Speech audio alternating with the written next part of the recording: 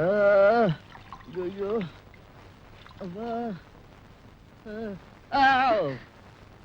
வா மெதுவா இங்க புரட்டி எடுத்து இங்கதான்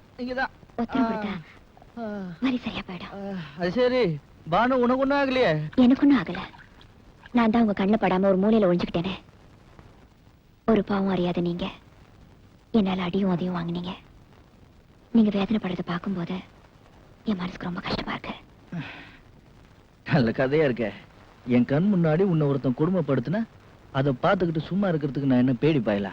இன்னைக்கு உங்களுக்கு நடந்தது எதிர்பாராத ஒரு சம்பவமா இருந்தா அதை மறந்துடலாம். ஆனா அந்த கும்பல் நம்ம 2 பேரும் லவ்வர்ஸ்னு தப்பா புரிஞ்சுக்கிட்டு இருக்காங்க. அவங்களால எந்த நேரத்துல உங்க உயிருக்கு ஆபத்து ஏற்படலாம். எனக்கு துணையா இருக்கிறதுனால போலீஸ்காரங்க உங்க பேங்க் உத்தியோகத்துக்குள்ள வைக்கலாம். அதனால தயவு செஞ்சு சீக்கிரமா என் வீட்டை காலி பண்ணி நீங்க வேற வீட்டுக்கு போயிடுங்க. அப்படியே நான் இந்த வீட்டை விட்டு வெளியே போனாலும் அந்த ரோடு கும்பல் உன்னை நிம்மதியா வாழ விட மாட்டாங்க.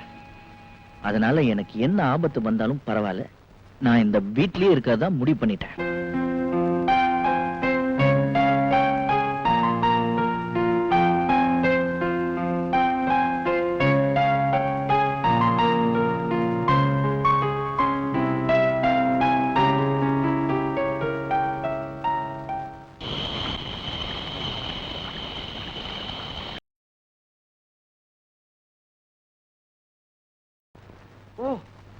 குட் மார்னிங் பேங்க் தம்பி.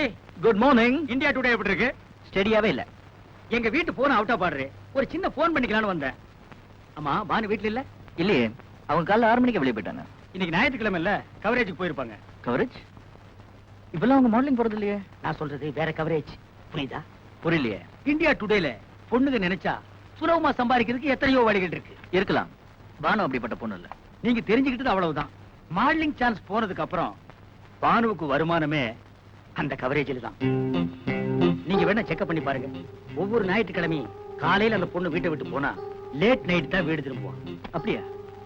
இத்தனை நாள் இந்த விஷயம் எனக்கு தெரியாம போச்சு.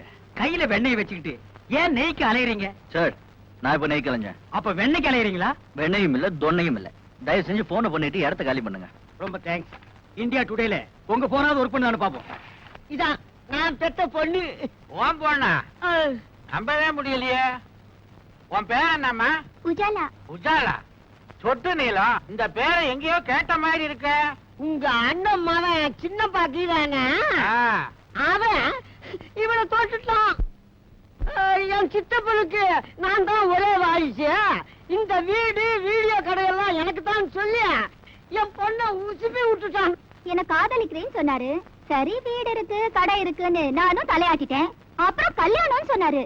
சரி, வீடு கீது கடை கீதுன்னு இது தலையாட்டிக்கு. இது வீட்டையும் கடையும் காட்டி இன்னும் என்னென்ன இளவெல்லாம் செஞ்சாயா? இவளை ஓட்டுல இட்டுக்கு போயிருக்கான். டிஃபன் சாப்பிடவா? இல்லைங்க, உஜாலாவின் உணர்ச்சிகளை உசுப்பி விடுறதுக்கு. வீடு கடை இருக்குன்னு இவளும் போயிட்டான். ஆமாங்க, என் பொண்ணு கற்பல உங்க பையன் சாப்பா குத்துறதுக்கு முந்தி நல்ல காலங்க போலீஸ் ரெய்டு வந்து இவங்க 2 பேரையும் அள்ளி போட்டுட்டு போய் போலீஸ் ஸ்டேஷன்ல குத்த வச்சுட்டாங்க. என் மானம் மறுவாதை எல்லாம் போச்சுட்டோம். அதுக்கு முன்னால உனக்கு இதெல்லாம் இருந்ததுன்ற. இன்னும் எண்ணி 8 நாளைக்குள்ள என் பொண்ணு கழுத்துல தாலி கட்டல அவளை கோர்ட்டுக்கு இழுத்துவேன். அவசரப்பட்டு கோர்ட்டுக்கு போகாத. இந்த பிரச்சனைக்கு கூடிய சீக்கிரம் ஒரு முடிவு எடுக்கிறேன்.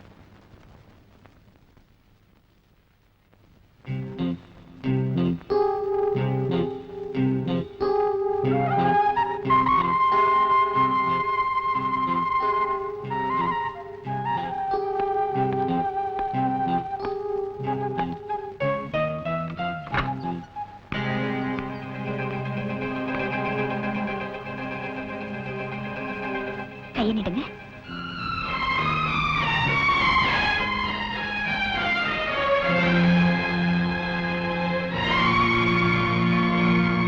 முன்பின் அறிமுகம் இல்லாத நீ எப்பவும் கொஞ்சம் கூட முகம் சுளிக்காம எனக்கு இவ்வளவு சேவை செய்யற. உன்னை எப்படி தேங்க் பண்றதுன்னு எனக்கு தெரியல. God bless you my child. கர்த்தர் உன்னை ஆசீர்வதிக்கட்டும். Thank you.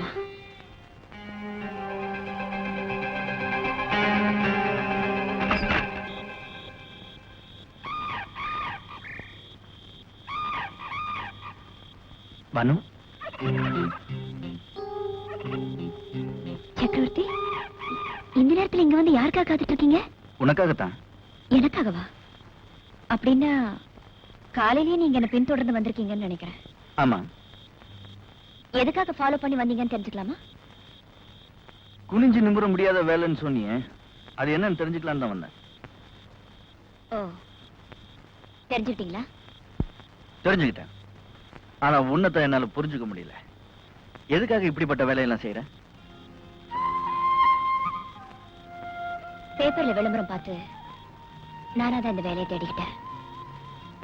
வாரத்துல ஒரு நாள் அந்த அம்மாவோட துணிமணிகளை துவைச்சு போட்டு குளிப்பாட்டி விட்டு மாதா கோயிலுக்கு கூட்டிட்டு போனோம். மத்தபடி சில்லறை வேலைகளை பார்த்து கொடுத்துட்டு ராத்திரி 9 மணிக்கு தான் வீடு திரும்புவேன். Part time job.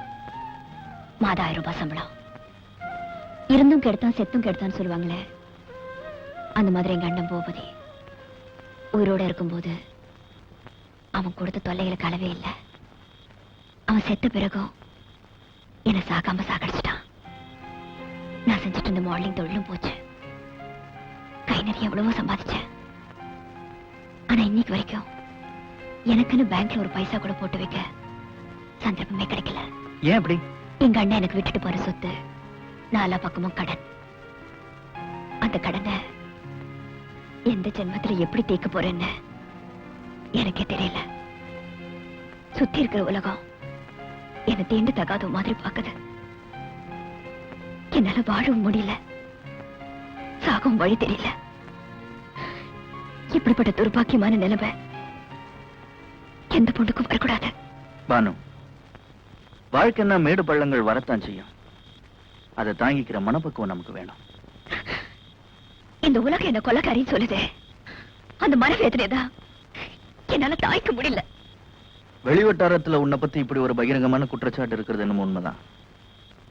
இந்த களங்கத்தை போக்குறதுக்கு உனக்கு எல்லா விதத்திலையும் உதவி செய்ய நான் தயாரா இருக்கேன். நீ உண்மையிலேயே நிரபராதின்னா முதல்ல நீ என்ன நம்ப வைக்கணும். நான் நிரபராதி. உங்களை எப்படி நான் நம்ப வைக்கிறதுன்னு எனக்கு தெரியல. பானு, தெய்வத்துக்கு முன்னாடி நீ கற்பூரத்தை ஏத்தி பூபதி நீ கொலை பண்ணலன்னு எனக்கு சத்தியம் பண்ணி கூட நான் நம்புறேன்.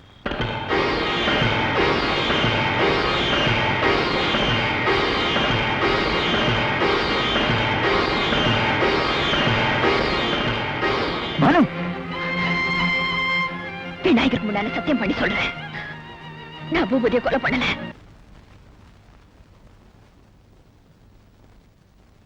பானு,